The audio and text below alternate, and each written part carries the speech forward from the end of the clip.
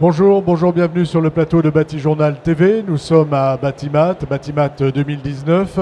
Et cet après-midi, nous allons parler d'un vaste et grand sujet, et beau sujet, construire un urbanisme durable et bas carbone. C'est une question que nous allons nous poser. Je ne sais pas si on va réussir en 20 minutes, une demi-heure à y répondre, mais on va y aller. Avec moi pour en parler, Élise Arnoux, bonjour. Bonjour. Vous êtes architecte associé de l'agence Urbanica. Oui, tout à fait. Et je vais vous demander de nous présenter Urbanica. L'agence Urbanica a été créée en 2012 par Julien Schnell. C'est une agence qui travaille surtout sur les questions d'urbanisme et beaucoup sur les questions de mobilité, avec des tramways, des bus à haut niveau de service et des sujets de quartier et d'aménagement. Quartier, aménagement, durable et bas carbone. À côté de vous, Mathilde Rioux, bonjour. Bonjour. Vous êtes ingénieur, vous êtes chargé de projet chez Wigwam Conseil. Wigwam Conseil. Wigwam Conseil. Rappelez-nous, Wigwam, ça vient d'où ? Ça vient c'est un terme algonquin qui représente un habitat semi-nomade pour les Amérindiens qui se déconstruisait, qui se construisait avec les éléments de la nature et qui s'enlevait et qui était construit par des femmes. Voilà. En plus. Et l'agence, quelles sont ses activités ?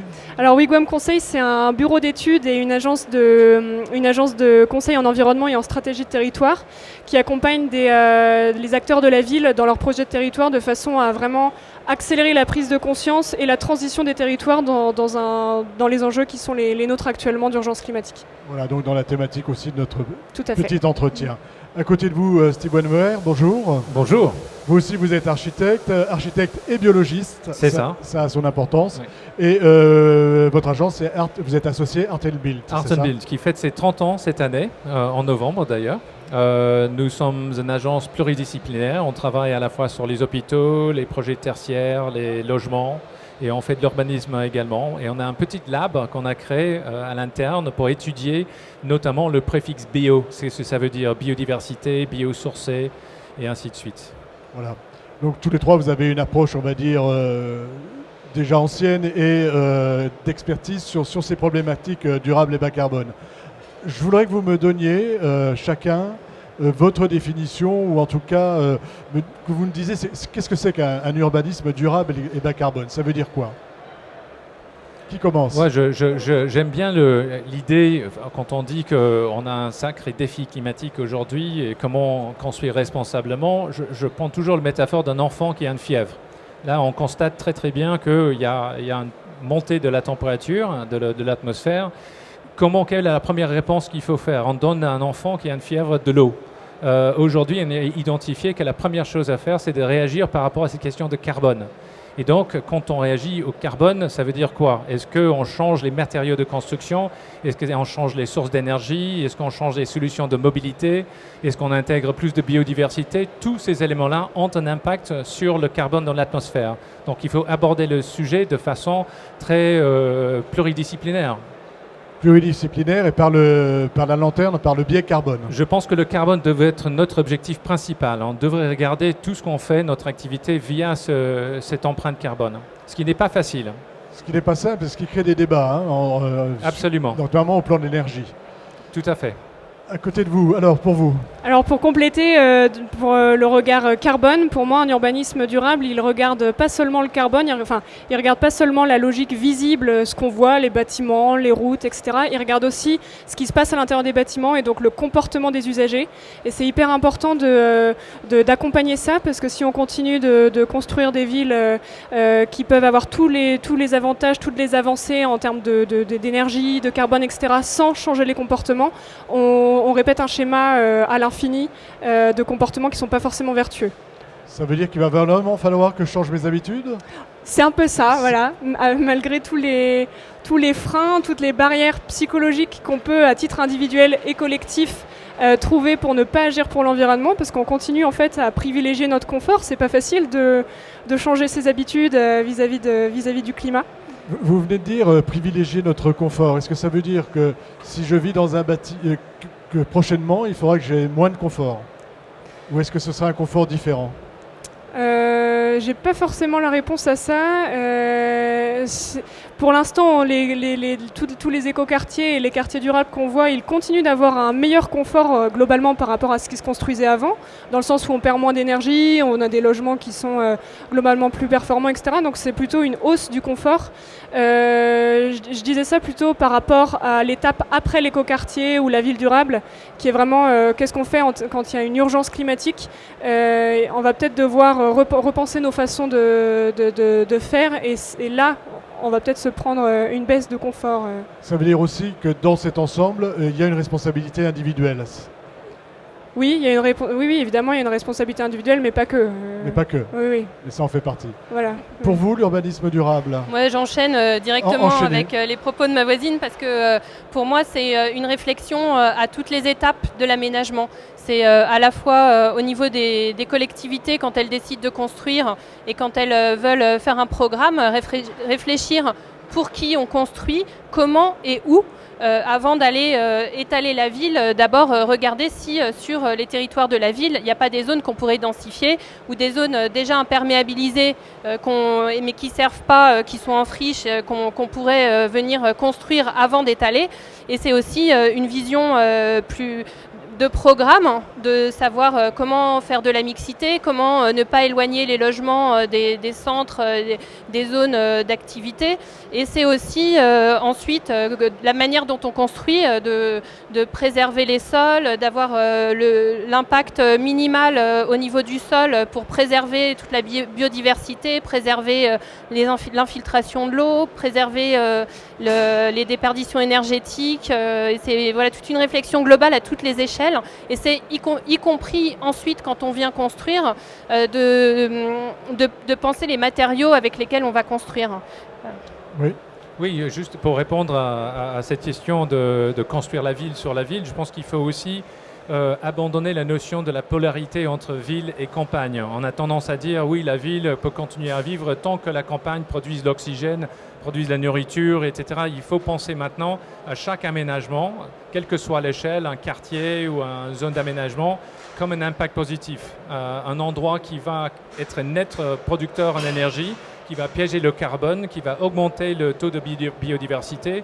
Donc sur tous les points, on devrait viser quelque chose de positif en termes d'impact et de ne plus dépendre du transport des différentes choses depuis l'extérieur de la ville.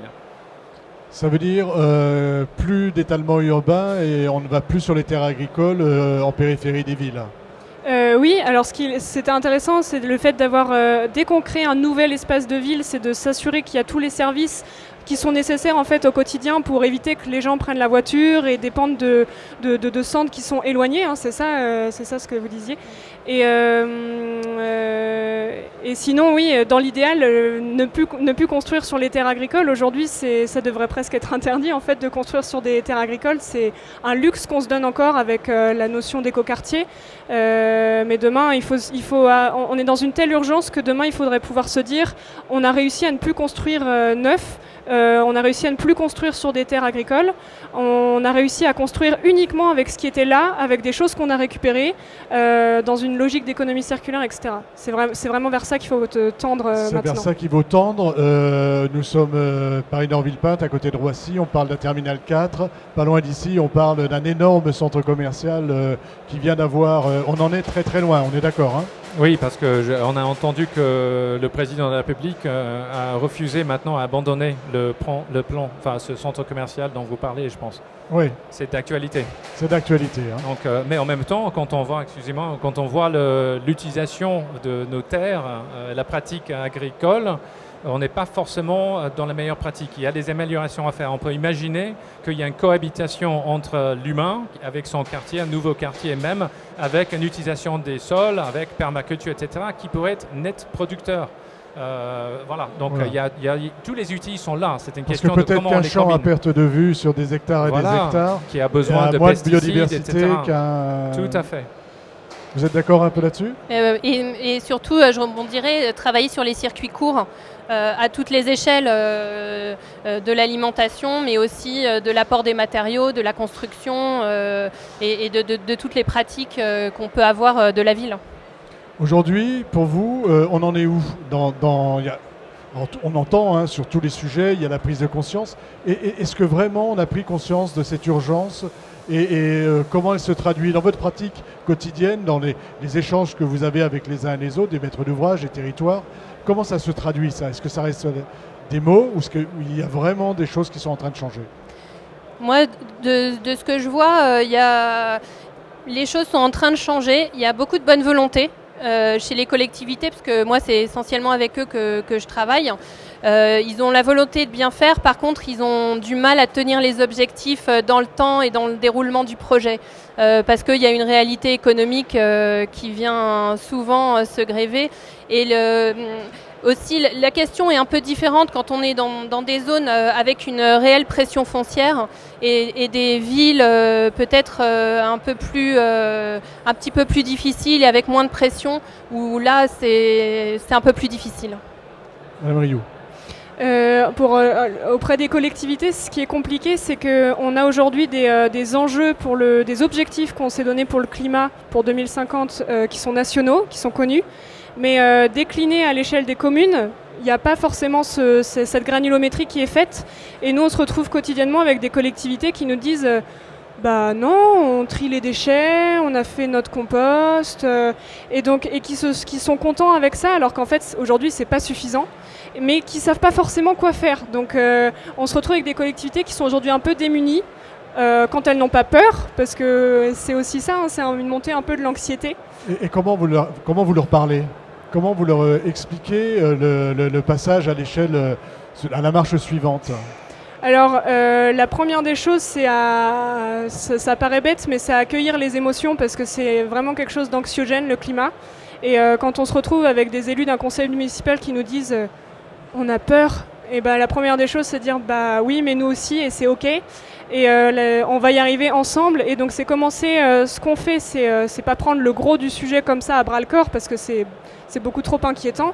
C'est commencer par des petites choses. Donc par exemple, dans une commune près de Nantes où on travaille actuellement, de 5000 habitants, on a commencé petit, c'est-à-dire que la commune est venue nous chercher pour un besoin de tiers-lieu sur son territoire.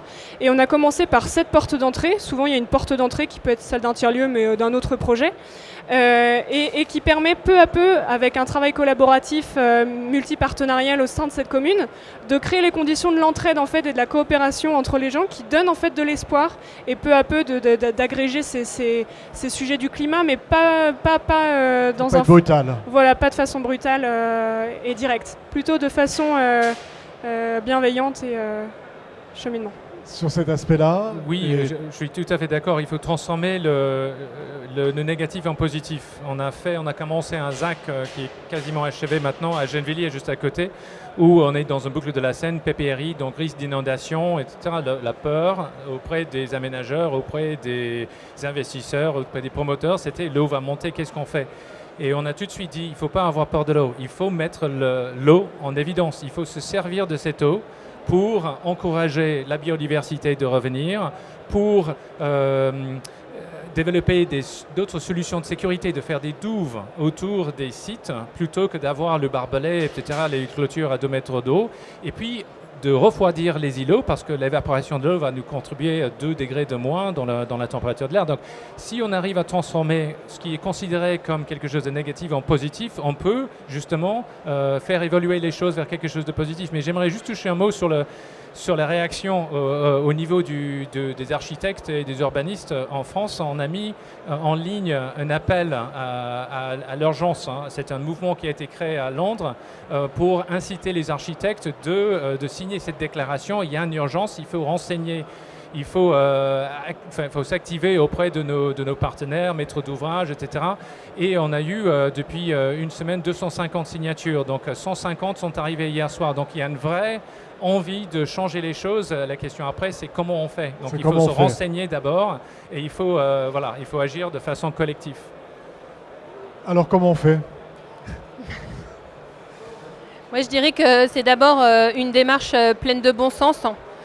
qui n'est pas forcément en utilisant plein de technologies ou en s'appuyant sur des normes, qui est d'abord de regarder quand il y a un terrain sur lequel on doit construire, réfléchir peut-être s'il y a déjà des bâtiments dessus, ne pas les démolir, voir comment on peut les transformer, et si on est obligé de les démolir, comment réutiliser les matériaux. C'est aussi quand on implante, faire attention au sens du vent pour maintenir une ventilation des sites, mais pas trop. C'est aussi regarder l'emprise au sol, faire des espaces mutualisés. Voilà, il y a beaucoup de réponses. Beaucoup de réponses. Donc on sait faire en fait. Hein. On sait faire, oui. Pour vous, Mathilde, comment on fait pour y arriver? Eh ben, Vous nous avez apporté des exemples. On peut peut-être partir sur la base de ces exemples. Il y a quelque chose, vous avez étudié dans le nord de l'Europe, si j'ai bien compris. Oui. Et expliquez-nous un petit peu comment est l'approche là-bas et ce que vous en avez ramené, notamment par rapport à ce qu'on voit à l'image. Oui. Alors, oui, ça c'était pour dire que j'ai fait une partie de mes études en Suède et j'ai également travaillé aux Pays-Bas. Et donc, je me suis nourri beaucoup d'approches de fabrication du territoire qui sont assez différentes dans ces pays-là et qui partent vraiment d'une façon de vraiment faire avec les acteurs locaux, qu'ils soient privés, publics, associatifs, des citoyens, etc. Et c'est très puissant en fait pour transformer la ville. Donc, ça va vraiment en lien avec ce que vous disiez. Aujourd'hui, on a tout ce qui est solution technique pour y arriver ou dispositifs constructifs, mais ce qui manque c'est de le faire ensemble avec d'autres acteurs. Et jusqu'ici on avait beaucoup construit la ville à hauteur d'oiseau, donc voilà, ça c'est une image de Le Corbusier, mais c'était pour dire que tout se faisait vue du ciel. Voilà, vue du ciel exactement. Alors qu'en fait, ce qui compte, c'est l'expérience des gens à hauteur des yeux, en fait. C'est ce qu'on voit ici à l'image. Hein. Voilà, quand vous vous baladez dans une ville, vous rappelez pas du tissu urbain que vous avez vu sur votre carte touristique, mais plutôt de l'expérience que vous avez ressentie, des émotions positives ou non que vous ressentez quand vous vous baladez dans cette ville. C'est vraiment ça, les approches collaboratives du placemaking et de ce qu'on appelle City at Eye Level, donc la ville à hauteur des yeux. Et qui part vraiment du principe de construire des quartiers différents avec les gens qui s'y trouvent.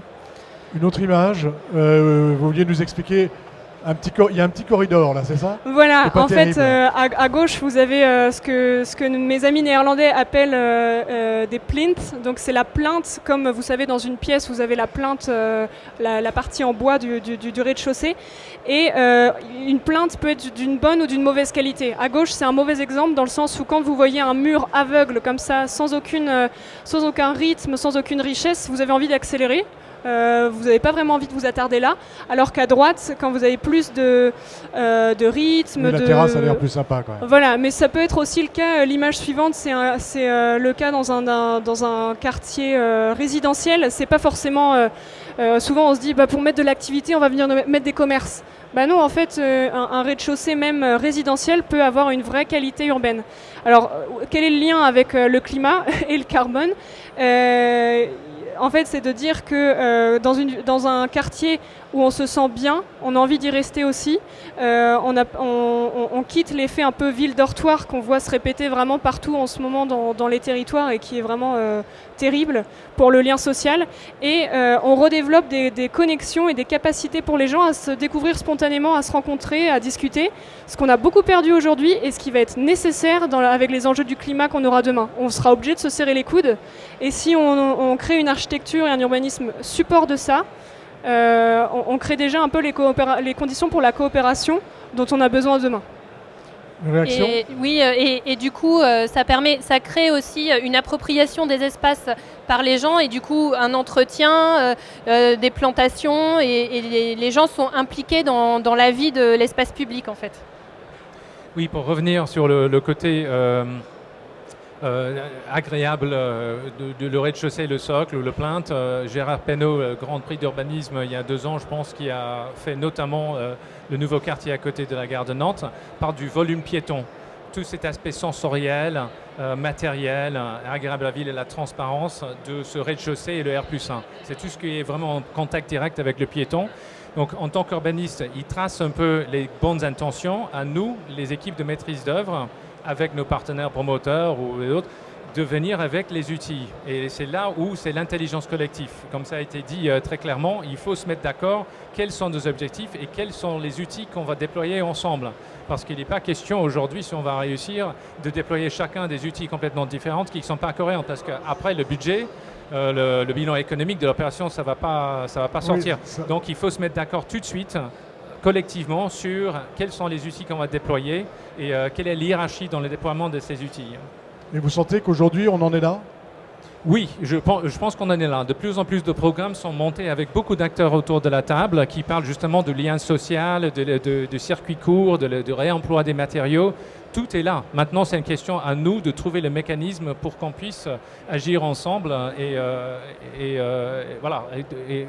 y aller. Exercer notre force de frappe. Vous vouliez réagir? Oui, c'était en lien avec effectivement le fait que les projets deviennent de plus en plus complexes parce qu'on a beaucoup d'acteurs autour de la table et que le climat notamment, c'est un sujet qui est tellement complexe qu'il nécessite une approche pluridisciplinaire. Et il y a aujourd'hui des méthodes, nous on les utilise chez Wigwam Conseil, des méthodes d'intelligence collective, mais pas que, qui permettent d'agréger tous ces acteurs et de mobiliser l'intelligence de chacun au service d'un projet enrichi. Plutôt que de chacun travailler dans son silo, ce qui n'est pas forcément nourrissant pour le projet. Alors on va aller chez Urbanica. Oui. Vous vous intéressez à un quartier ô combien symbolique et qui a été qu'on veut changer aujourd'hui, mais Oui. qui a fait partie de ces grands projets où on est allé manger du territoire. Tout à fait. Il s'agit de la Défense. Donc là, on est sur la place de l'Iris, le quartier de l'Iris et Corolle. Et c'était pour montrer comment d'un projet qui, au départ, c'est la zone de l'entrepont, qui est entre les parkings et la dalle. C'est la zone par laquelle on accède aux tours et où il y a toutes les livraisons et tout ce qui est en fait l'espace servant des tours, qui était un espace vraiment très ingrat, très dégradé, avec de l'insécurité. Et comment, en le retravaillant, en venant ouvrir les trémies, en créant des escaliers, en créant des ponts, des puits de lumière, on vient refaire de cet espace finalement un espace de vie, un espace agréable, et en travaillant vraiment ces interstices-là pour venir créer de la vie. Voilà, Et on a vu avant, hein, avec voilà, le parking, avant enfin, et après, on voit la et on transformation. voit après la transformation. Exactement. Là, vous ramenez là, on est vraiment de la ville dans la ville. Hein. Exactement. Et un espace qui, au départ, n'était pas forcément très agréable, on en fait quelque chose, on lui donne un nouvel usage. Tout à fait, un nouvel usage. Et puis, le fait que les gens peuvent venir. Il a eu le prix des défis urbains en 2016, ce projet. En quoi ce projet, excusez-moi, en quoi ce projet s'inscrit dans cette démarche durable et bas carbone? Comment on inscrit un projet comme celui-ci dans une démarche durable et bas carbone? C'est le fait de dire qu'on vient reconstruire la ville sur la ville, en fait, qu'on vient réouvrir certains espaces qui n'étaient pas du tout appropriables et qui étaient dégradés, en les rouvrant et en créant des usages à cet endroit-là. D'ailleurs, il y a des usages qu'on n'avait pas du tout imaginés avant, ni Paris La Défense, qui sont tous les jeunes. En fait, il y a beaucoup d'habitants autour de La Défense, et les jeunes sont venus s'approprier cet espace-là pour venir faire du skate, faire du roller, et finalement donc Paris La Défense a accepté cet usage-là parce que finalement ils ont leur place en ville, et a renforcé certains matériaux pour qu'ils puissent effectivement se retrouver là. Voilà, on les a pas chassés comme les pigeons. Exactement. Je crois ce qu'il y a sous la Défense, c'est énorme. Hein. C'est énorme, J'ai entendu il y en a dire d'autres. qu'il y avait un projet, il y a un appel à projet, je crois, pour un des espaces qui s'appelle la cathédrale. Oui, il y a plein d'autres projets à développer. Beaucoup d'autres projets à développer. En ce moment, il y a un appel à projet sur le sujet. Hein. Et beaucoup d'innovations à faire dans cet espace-là, oui. Après, j'ai montré un autre projet qui est assez intéressant dans le fait de reconstruire la ville sur la ville. Là, on est à Poitiers, et en fait, on avait une étude de circulation à faire pour relier le quartier des Couronnes au centre-ville. La ville voulait un téléphérique, donc on a construit un téléphérique, mais en même temps, avec cette étude de déplacement, on s'est rendu compte qu'il y avait une grande voie rapide qui était à proximité de ce quartier-là et qui reliait le centre-ville, mais qui était surdimensionnée. Et donc, ce qu'on a proposé à la ville, donc là, on la voit aujourd'hui, puisque c'est pas encore construit. Et en fait, on a proposé de réduire à 2 fois une voie la voie rapide, parce que les besoins de la circulation sont dimensionnés de cette manière-là, et de venir utiliser toute l'infrastructure qui existe pour en faire une grande voie verte et relier finalement le site du quartier des Couronnes au centre-ville par cette infrastructure qu'on vient réutiliser, qu'on vient planter, sur lequel qui est tellement large qu'on peut venir recréer des usages, et qui est également une voie qui est accessible puisqu'elle a des pentes inférieures à 4%, que ne sont pas les autres voies de la ville. Voilà, et là on ramène de la verdure, de la biodiversité, enfin on essaie. Exactement, tout en reliant un quartier, en donnant la possibilité à un quartier de relier centre-ville en vélo ou à pied. Voilà, on peut inverser les choses. Exactement. On est arrivé un petit peu au terme de notre échange. Et je vais vous demander à chacun de dire ce que vous n'auriez pas pu dire maintenant là, et de nous dire un petit peu là où vous voudriez qu'on aille et ce qui semble pour vous vraiment important. Qui commence ? Je pense qu'il est important que le grand public apprécie un peu ce qu'il faut faire. C'est pas évident parce que les scientifiques parfois parlent avec un jargon difficilement accessible. On fait pas mal de constructions en bois et des logements en bois. Il faut d'une certaine manière avoir le courage et la confiance de dire les acteurs de la ville, les architectes, les ingénieurs, on sait faire avec ces nouveaux matériaux. Enfin, nouveau, le bois n'est pas nouveau, mais il faut faire confiance. Quand on dessine quelque chose, on sait que ça va marcher. Il faut avoir la confiance de suivre ces mouvements et de justement apporter son propre décision individuelle pour aider ce mouvement d'aller vers l'avant. Mathilde Rioux. Moi, ce que j'aimerais partager, c'est quand même le sentiment d'urgence qu'on a pu vraiment... Enfin, je suis assez pessimiste sur la question dans le sens où, pour moi, on peut plus se satisfaire de simplement faire une ville durable. D'ailleurs, c'est des mots qui sont aujourd'hui galvaudés.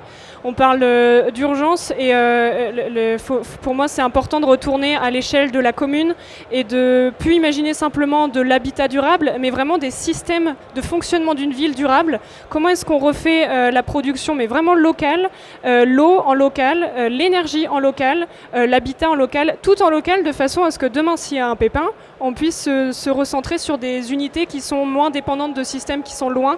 Et c'est vraiment ça, demain, la résilience. Il ne faut plus parler de développement durable, mais de résilience, c'est-à-dire de résistance à des chocs des villes.